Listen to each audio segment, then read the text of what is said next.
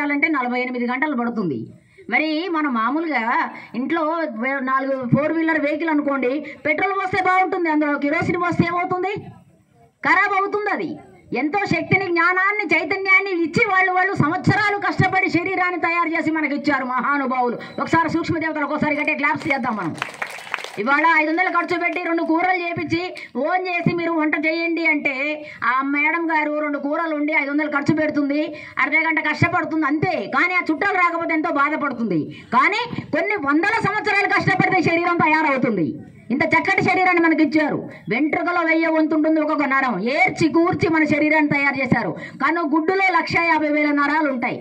ఇంత చక్కటి శరీరాన్ని తయారు చేసి ఇచ్చినప్పుడు మనం ఎంత జాగ్రత్తగా ఉంచుకోవాలి? ఒక కారే జాగ్రత్తగా ఉంచుకుంటున్నాం కదా, ఒక బండి జాగ్రత్తగా ఉంచుకుంటున్నాం కదా, ఒక శారీ కొంటే ఆలోచిస్తాం, ఒక పట్టు చీర కొంటే ఇక మనం ఆలోచించకర్లే.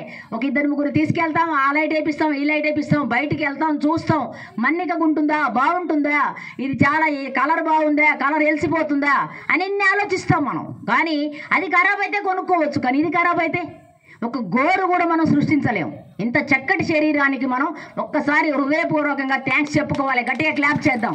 ఆ థ్యాంక్స్ చెప్పుకోవడమే ధ్యానము. పంచభూతాత్మకమైన మన శరీరము, పంచభూతాలు ఆధారపడి ఉన్నాయి. భూమి, నీరు, అగ్ని, వాయువు, ఆకాశం పంచభూతాలతో తయారవుతుంది మన కూరగాయలు కానీ ఆకుకూరలు కానీ. గ్రీన్ కలర్లో ఉంటాయి అవన్నీ కూడా, చూడండి, గమనించుకోండి మీరు. బెండకాయలు, దొండకాయలు, బీరకాయలు, ఆకుకూరలు ఏవైనా చూడండి. ప్రకృతికి దగ్గరగా ఉన్న ఆహారం తీసుకుంటే ఈ శరీరానికి ఉపయోగపడుతుంది. రక్త మాంసాలతో చేసిన ఆహారాన్ని తీసుకుంటే మనము ఇది ఏమంటాం, మనం శ్వాస ఉంటే శివం అంటాం, శ్వాస లేకపోతే శవంగా మారిపోతాం. మరి కోడిని, మేకని, గొర్రెని కోసినప్పుడు చచ్చిపోతుంది, అది శవమే కదా. కోట్లు సంపాదించినా సరే నిమిషం తర్వాత నిమిషం ఇంట్లో ఉంచరు. ఈ శవాన్ని తీసుకెళ్ళి ఊరు బయట శ్మశాన వాటికలో దహన కార్యక్రమాలు చేస్తారు. మరి దాన్ని చంపిన తర్వాత ఎక్కడ పెట్టాలి? మనం అక్కడ పెట్టాల్సిన శవాల్ని మనము లోపల భగవంతుడికి నైవేద్యంగా పెడుతున్నాము.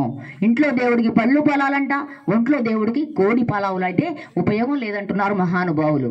కాబట్టి అలాంటి శాకాహార ర్యాలీ కోసమే ఇక్కడ మనం అందరం సమావేశం అయ్యాము. కృష్ణుడు భగవద్గీతలో ఒక శ్లోకం చెప్తాడు, యుక్తాహార విహారస్య యుక్త చేష్టస్య కర్మసు యుక్త స్వప్నావబోధస్య యోగ దుఃఖ అంటారు. యుక్తమైన ఆహారం, శ్రేష్టమైన ఆహారం, సాత్వికమైన ఆహారం, శుద్ధమైన ఆహారాన్ని తీసుకోమని చెప్తుంటాడు కృష్ణుడు భగవద్గీతలో. ఒకసారి మనం అందరం కూడా, మరి పెద్దవాళ్ళు వచ్చారు, చక్కగా ఈ శాకాహార ర్యాలీ విశిష్టత గురించి చెప్పడం కోసం చెప్పాం. ఒకసారి గట్టిగా క్లాప్ చేద్దాం పెద్దవాళ్ళకి. మన వెంకటేశ్వరరావు గారు ఉన్నారు.